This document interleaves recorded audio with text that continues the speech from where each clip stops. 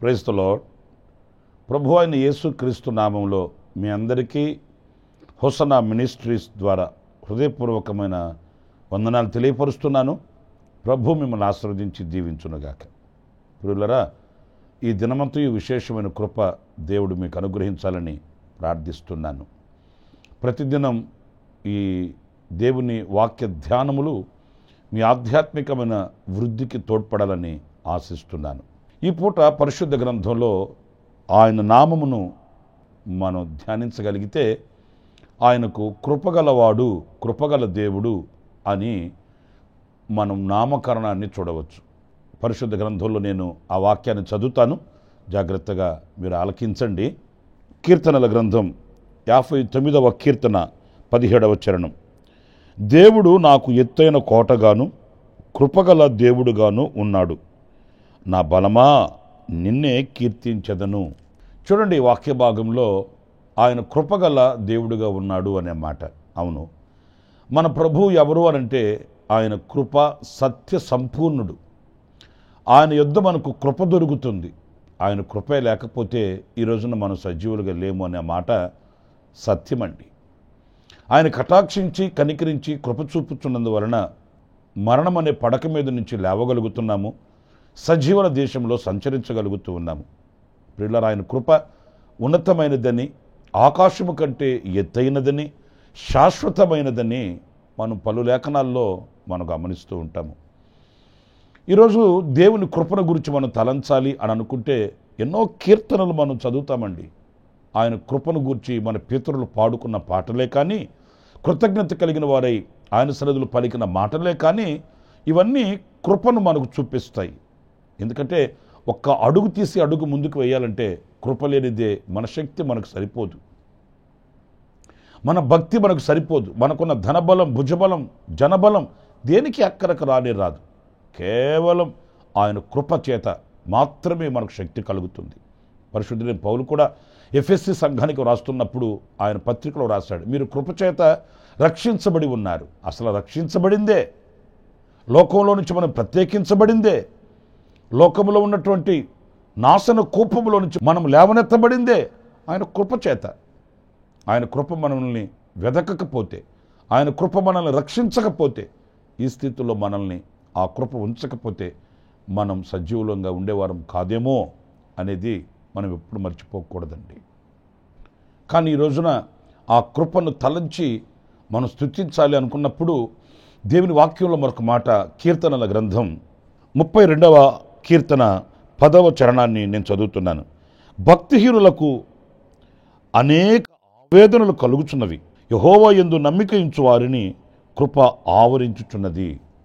ప్రియులారా, చూడండి, వాక్య భాగంలో ఆయన యందు నమ్మిక ఉంచిన వారికి కృప ఆవరించుచున్నది. నిజమే, ఆ కృప మనల్ని ఆవరించి ఉన్నందుచేత ఆవేదనలలో నుంచి మనం తప్పింపబడుతున్నాము, ఆరోగ్యకరంగా బ్రతకగలుగుతున్నాము, దీవెనకరంగా నిలవగలుగుతున్నాము. ఆరోగ్యకరంగా నిలవగలుగుతున్నాము అంటే మీకు ఒక వాక్యం గుర్తు రావచ్చు. పరిశుద్ధుడైన పౌలు ఆయన పలుసార్లు ప్రార్థన చేస్తూ వచ్చాడు. ఆయనకి శరీరంలో ఒక ముళ్ళు ఉంది. ఆ ముళ్ళును బట్టి ఆయన పలుసార్లు ప్రభు సన్నిధిలో ప్రార్థన చేస్తూ వస్తున్నప్పుడు ప్రియులారా, మనకు బాగా తెలిసిన ఒక మాట, ప్రభు అన్నాడు పౌలుతో, నా కృప నీకు చాలు.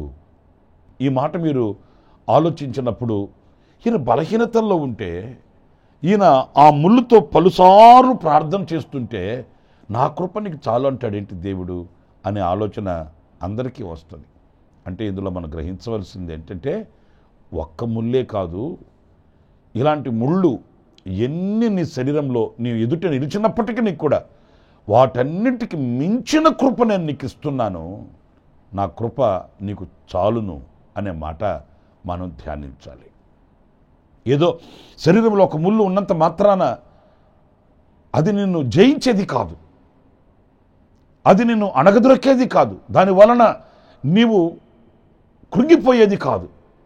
వాటన్నింటికి మించిన కృపను నేను నీకు అనుగ్రహిస్తాను అనే భావనను మనం అర్థం చేసుకోవాలి. మీరు పలుసార్లు ఈ కొరింథీ పత్రికలో ఈ మాట మీరు చదువుతున్నప్పుడు మనకు మరి ఆశ్చర్యమే కలుగుతుంది.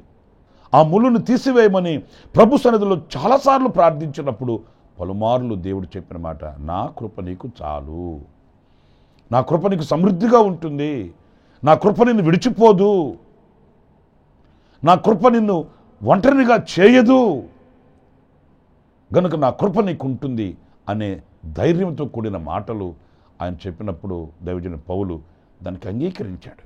ఎందుకంటే ఆ కృపను అనుభవిస్తున్నవాడు గనుక, ఆ కృపచేత బ్రతుకుతున్నవాడు గనుక, ఆ కృపచేతనే ప్రతిదినము సజీవునిగా సాక్షిగా ఉంటున్నవాడు గనుక ఆయన ఆ మాటకి సంతృప్తి చెందాడు.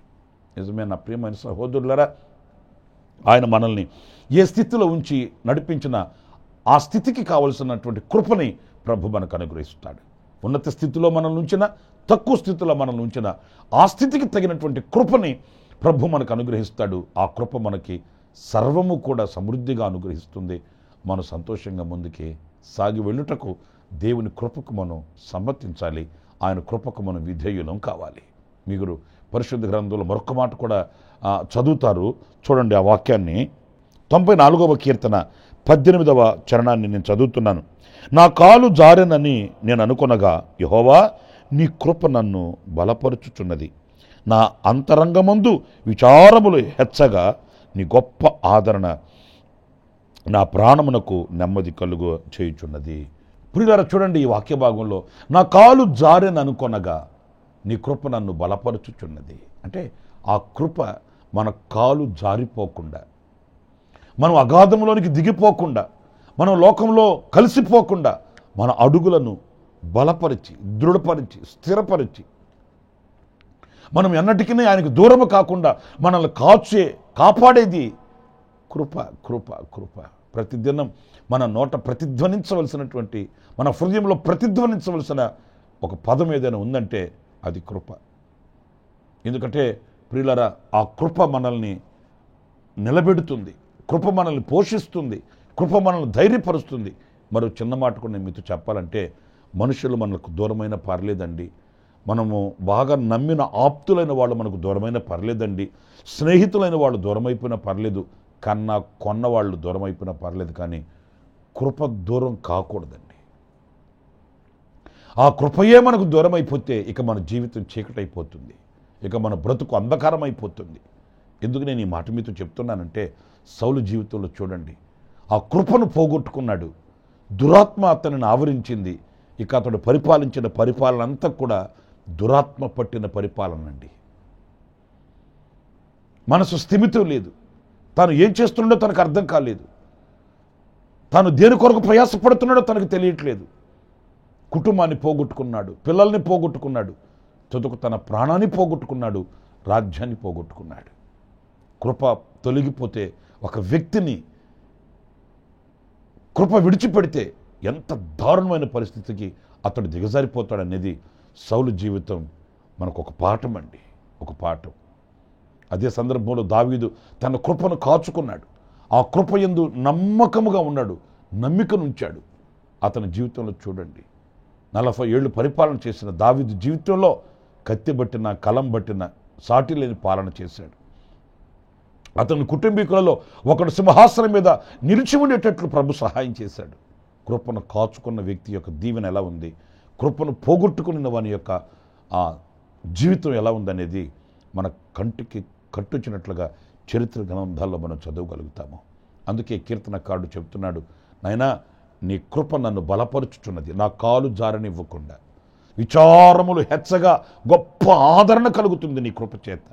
అవునండి, మనల్ని ఆదరించే కృప, మనల్ని బలపరిచే కృప, మనల్ని నడిపించే కృప, ఆయన యందు నమ్మిక ఉంచిన వారికట ఆ కృప కలుగుతుందట. చూడండి, ఆ వాక్యాన్ని కూడా చదువుతాను. 32వ కీర్తన 10వ వాక్యం. భక్తిహీనులకు వేదనలు కలుగుచున్నవి, యెహోవా యందు నమ్మిక ఉంచు వారిని కృప ఆవరించుచున్నది. ప్రియులారా చూడండి, ఈ వాక్య భాగంలో కృప ఆవరించుచున్నది ఎవరికి? నమ్మిక ఉంచిన వారికి, ఆయన యందు నమ్మిక ఉంచిన వారికి.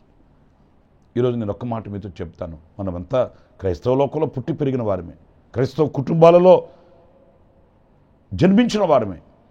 అయితే క్రైస్తవ కుటుంబంలో పుట్టి పెరిగామని కాదు, కానీ మనకు బైబిల్ బాగా తెలుసు అని కాదు, కానీ లేకపోతే చాలా కాలం నుంచి నేను క్రైస్తవునిగా కొనసాగుతున్నాను అని కాదు, కానీ ప్రాముఖ్యంగా ఆయన యందు నమ్మిక ఉంచిన వానికి కృప ఆవరిస్తుందట.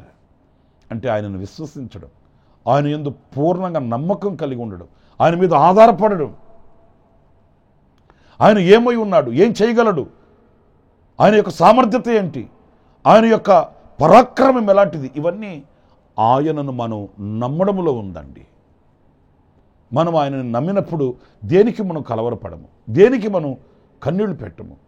మన తండ్రి ఎవరు, మనం ఆరాధించే మన ప్రభు ఎంత శక్తి గల దేవుడు, ఎంత సామర్థ్యత కలిగిన దేవుడు అని మనకు తెలిసినప్పుడు ఏ చిన్న విషయాలకి మనం కంగారు పడిపోవలసిన, కన్నీళ్లు పెట్టవలసిన అవసరం లేదు.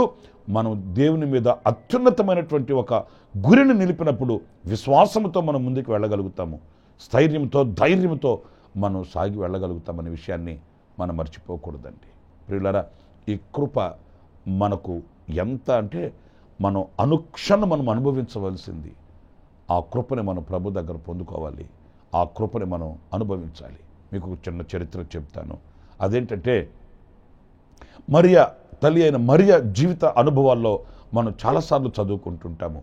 ఆమె కృప పొందినది అని వాక్యంలో మనం చదువుతాము.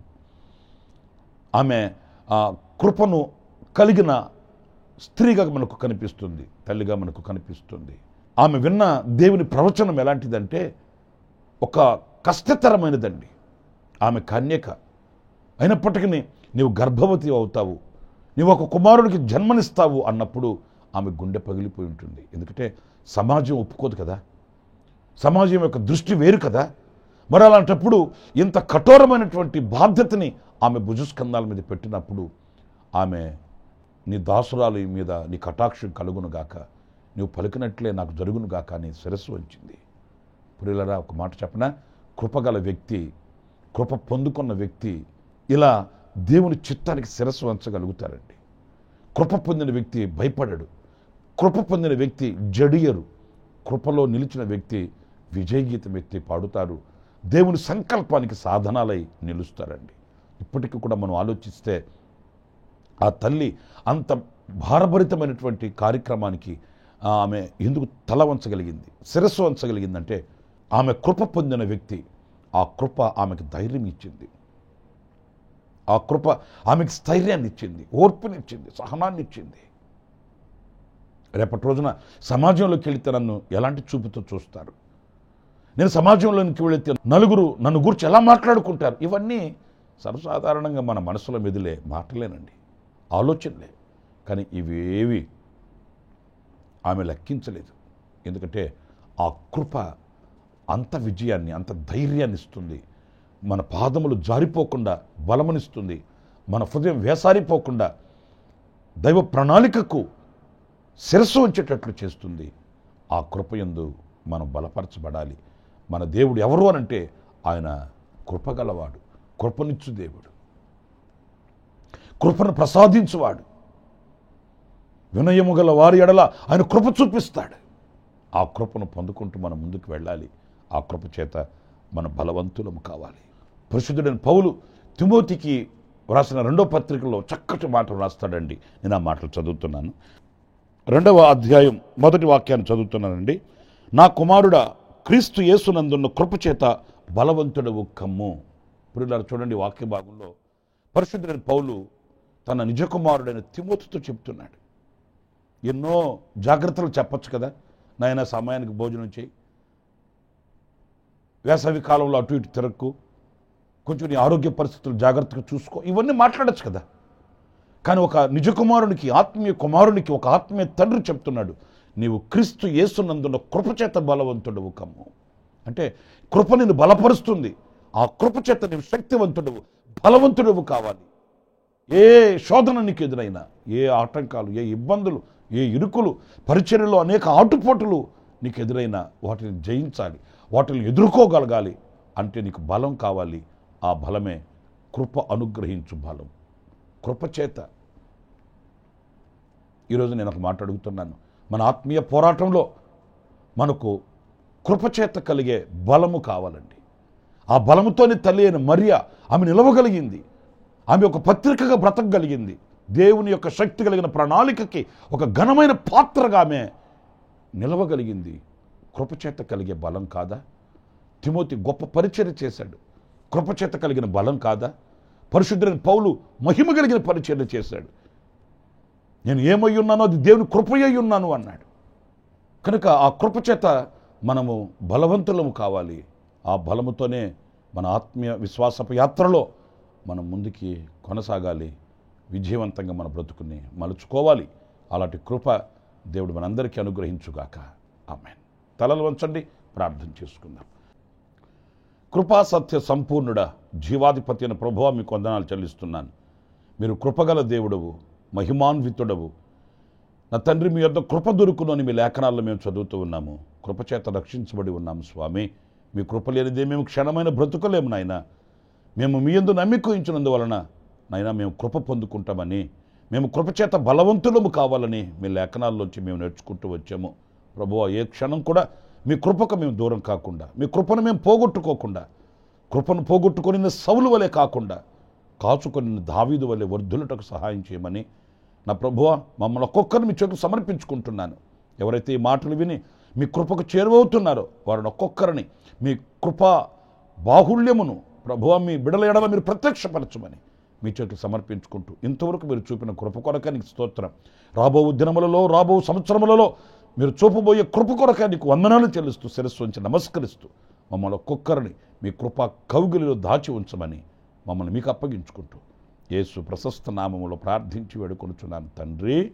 ఆమెన్. ఆమెన్. ప్రభు మిమ్మల్ని ఆశీర్వదించి దీవించునుగాక. ఈ దినమంతా విశేషమైన కృప నా దేవుడు మీకు అనుగ్రహించునుగాక. ఆమెన్. ప్రతి దినము ఈ అనుదిన కృప అనే సందేశాల కొరకు, ఇంకా మరిన్ని ఆత్మ సంబంధమైన సందేశాల కొరకు ఈ మా యూట్యూబ్ ఛానల్ ని సబ్స్క్రైబ్ చేసుకోండి. Pastor Ramesh ministries.